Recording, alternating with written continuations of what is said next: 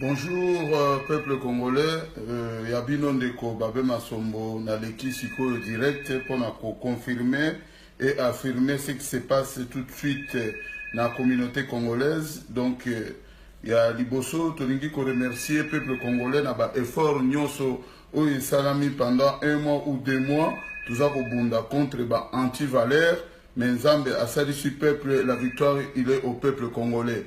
Et nous remercions le gouvernement du président Macron et particulièrement le ministère de l'Intérieur qui vient d'annoncer qu'il y a l'annulation du concert de M. Fally Ipupa qui est parmi la personne qui embête la communauté et notre pays.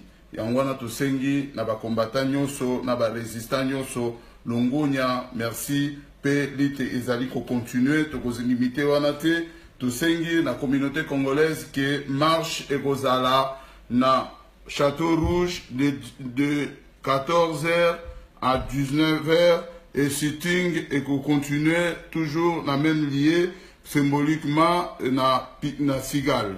Et puis tous le Balisusu marche na biso tokosenga directement la communauté congolaise et à France na bandeko nyonso ya Londres, ya Belgique, ya Espagne, il y a Allemagne, il y a Hollande, il y a Portugal, il y a Italie, ba pays voisins, nyonso, il y a France, bon rejoindre biso, na méga marche, eux, ils ça la lobby, na France, pour na démission immédiate, il y a Hippolyte Kanambe, alias Joseph Kabila, Oyo Azali, assassin Mounene, il y a République démocratique du Congo. Il y a Ngoana, tout ça, Kosenga, na peuple congolais, qui est fort, et à Moutounionso, ils allaient quoi emporter un plus, na politique ya mboka na biso pour na départ ya ba occupant yango na sengi lisusu longonya pe félicitations na baninga na nganyonso oyo basali ba effort na bango oyo babundi makasi pona ko annuler concert ya anti-valeur oyo bazako benga Fally Ipupa. Merci lisusu na bandeko nyonso oyo ba participaki na ko déplacer lokola bandeko ya Belgique ya Londres ya Allemagne ko ya kosala na biso ba réunion na kati ya France pour tout pesa na tosunga na maboko pour tout ba ko conduire révolution en République démocratique du Congo. Nous remercions encore nos amis qui sont en Afrique, surtout na Kinshasa na ba effort ba bundi makasi pe na kotinde la biso ba message ya félicitations pe ya encouragement pour tout annuler concert ya violeur o ya munene bazako benga Fally Ipupa. Yangwana to sepeli lisusu to lobi lisusu. Peuple congolais, réveillez-vous. Kabila, Hippolyte Kanambe, il est prêt de partir. Il demande que le peuple congolais de se soulever et de marcher massivement et Hippolyte Kanambe a kokende. O biso tozali kosala, ezali po na biso nyoso. Et ango tozo senga mwana nyoso ya Congo, mwana nyoso ya République démocratique du Congo, de nord, de sud, de est, de l'ouest, atia loboko na ye na révolution ya République démocratique du Congo. To sengi na ba politiciens oyo bazali na République démocratique du Congo de suivre la démarche du peuple, de suivre le peuple congolais. Notre volonté, nous le peuple, c'est de faire partir l'occupation dans notre pays. Yangwana tozo senga na bandeko nyonso oyo bayoki message par média kili par Facebook et partout tozo kokoma que concert est annulé, mais prévenir que guérir. Nous demandons au peuple congolais et aux combattants et à tout le monde, les résistants, de se présenter demain.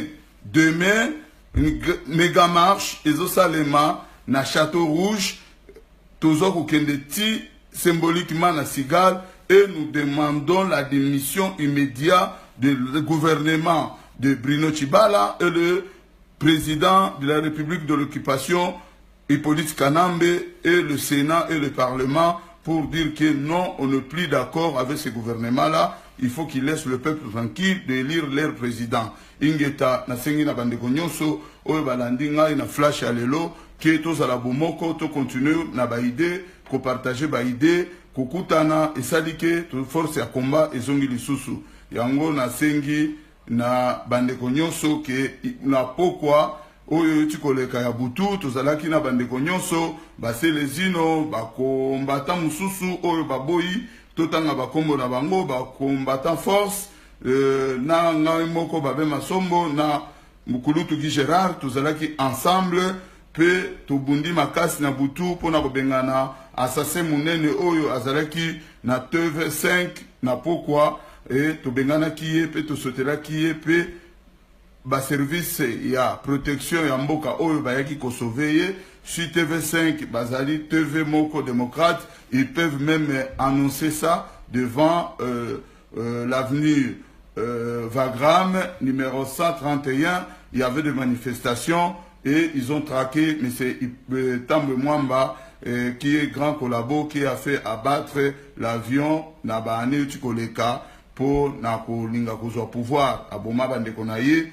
ba frère na ye ya Manyema ingeta ya ngwana na sengi na peuple partout bokozala bo panza message oyo concert ya Monsieur Fally Ipupa est annulé et tout sengi na peuple congolais de venir demain nous rejoindre massivement pour la méga marche oyo tuza ko senga na minute oyo na communauté internationale que nous voulons la démission immédiate des trois constitutions, le gouvernement, la présidence et le parlement et les sénateurs. Au Congo, il n'y a pas ni gouvernement, ni présidence, ni qui que ce soit. Il n'y a que bande de voyous qui sont à la tête de notre pays. Nous remercions le peuple congolais pour la victoire que vous avez gagnée. Ce n'est pas la victoire de Babé Masombo ou de aucun combattant, c'est la victoire du peuple. Je vous remercie. Nzambe azala lukumu, tokutana lobby, bisonabino, ingeta, qui longue vie au peuple congolais et aux résistants combattants. Je vous remercie.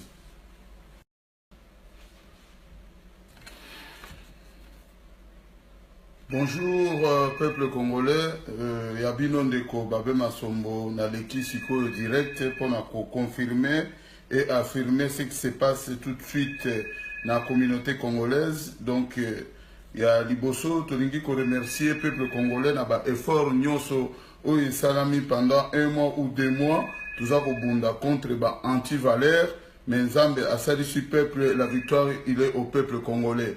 Et nous remercions le gouvernement du président Macron et particulièrement le ministère de l'Intérieur qui vient d'annoncer qu'il y a l'annulation du concert de M. Fally Ipupa qui est parmi la personne qui embête la communauté et notre pays.